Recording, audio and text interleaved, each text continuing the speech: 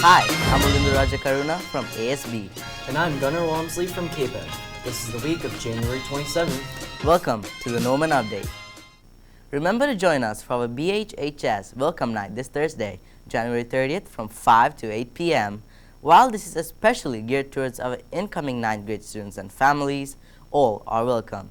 If you have any questions or want to learn more about programs or classes, we encourage you to attend. Students, in preparation for the Welcome Night on Thursday, we will have a shortened schedule with 32-minute periods and lunch after 7th period. Have a great week! We are at the start of course registration for 9th, 10th, and 11th grade students in preparation for the 2025 to 26 school year. We are pleased to share that this year we will hold a parent information session and Q&A to answer all general questions about the registration and course selection process. It will take place today from 11 a.m. to 12 p.m. via Zoom. The Zoom link can be found in the most recent Beverly Buzz email. We hope you will join us.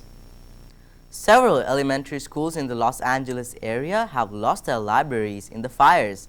The Beverly Hills Unified School District PTAs are coming together with LA author Christy R. Bradbury and over 100 authors worldwide to rebuild their library and classroom book collections.